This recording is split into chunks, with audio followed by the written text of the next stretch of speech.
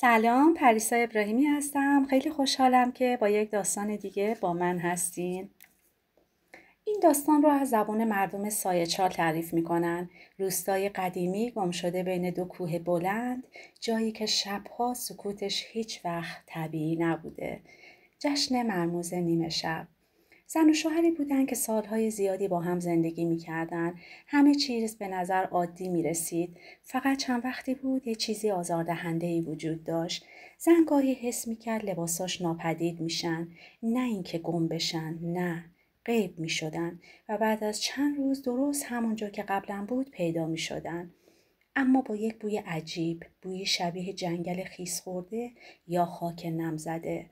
هر بار که به شوهرش میگفت من مطمئنم کسی یا چیزی داره از وسایلم استفاده میکنه، شوهر میخندید و میگفت باز شروع شد. تو فقط حواس پرتی، همین. تا اینکه یک شب همه چیز تغییر کرد. شوهر در راه برگشت از شهر ماشینش دچار نقص فنی شد و اجباراً کنار جاده نگه داشت. جاده خلوت، تاریک و سرد بود. مجبور شد ماشین رو کنار جاده رها کنه و به دنبال کمک بره. جاده بین دو کوه بلند پیچ می‌خورد. هیچ نوری، هیچ صدایی نبود، فقط صدای زوزه باد. اما ناگهان از سمت پایین دره نوری لرزان دیده شد و بعد صدای دف و پایکوبی. انگار جشنی در جریان بود. مرد با خودش گفت شاید کسی اونجا بتونه کمک کنه. پس به سمت روشنایی و صدا حرکت کرد. به یه خونه قدیمی رسید، در رو کوبید. مردی با لبخند در رو باز کرد و گفت به موقع رسیدی، مهمان ها سر میز شام هستن، بفرمایید. مرد گفت اما من. میزبان اجازه نداد ادامه بده و او را به داخل خانه راهنمایی کرد. مرد گرسنه و خسته بود و قبول کرد و وارد شد. سفره پهن بود، سفره رنگارنگ، همه چیز به نظر عادی می اومد. مشغول خوردن شد، اما یک چیزی عجیب بود. هرچی میخورد سیر نمیشد. انگار نه انگار که غذایی میخورد. به ناچار دست از غذا خوردن کشید. بعد از شام میزبان گفت حالا وقت رقصه.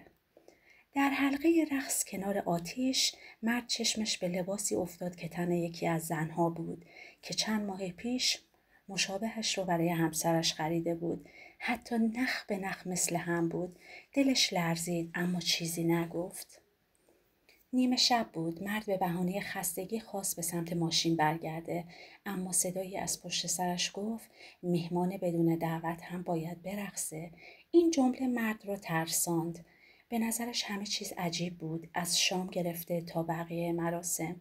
سعی کرد جسارتش رو جمع کنه و به مهمانی برگرده. در حین برگشت حرفهای پیشینیانش در ذهنش مرور میشد. دنبال یک چیز غیر عادی میگشت، اما چیزی نبود. همه مهمانان لباسهای بلند و پوشیده داشتند، حتی مردهایشان. در آخر مهمانی برگشت به سمت ماشین.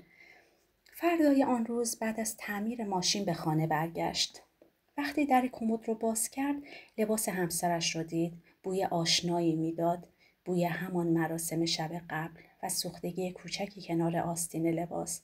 همون لحظه تمام حرفای همسرش توی ذهنش چرخید و یادش اومد که سالهاست که میگویند بعضی از به نظر موجودات غیر انسان شبها لباسها و وسایل آدم را در جشنهایشان استفاده می کنند و قبل از طلوع آفتاب برمیگردونند. آن روز از سر کنجکاوی برگشت به مکانی که جشن بود، اما هیچ اثری از کلبه و چیزهایی که دیده بود وجود نداشت. بعد از آن روز همه چیز در سکوت بود، نه سکوت معمولی. شبها وقتی چراغ‌ها خاموش می‌شد، زن می‌گفت میشنوی؟ دارن لباس‌هامو تکون میدن، انگار کسی داره آماده میشه بره جایی. مرد هیچی واسه گفتن نداشت، چون گاهی وقتها که جرأتش را جمع میکرد و در کمد را باز میکرد لباسها تازه گرم بودن. انگار یکی همین چند لحظه قبل ازشون استفاده کرده بود. اما هیچ کس توی اتاق نبود و یا شاید هیچ کس قابل دیدن نبود. مردم محلی میگن اگر چیزی از وسایل خونت ناپدید شد و چند روز بعد برگشت، هیچ وقت خوشحال نشو. چون تو تنها نیستی، فقط نوبتت هنوز نرسیده.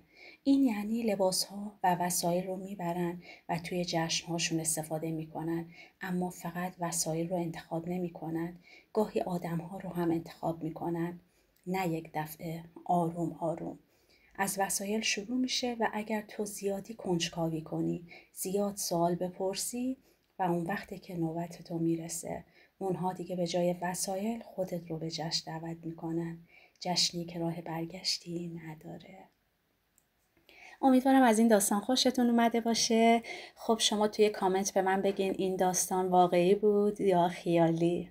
ممنون میشم که با سابسکرایب و لایکتون این کانال و این ویدیو رو حمایت کنید. مرسی از همراهیتون و داستان بعدی رو از دست ندین که جذابتر از این داستانه.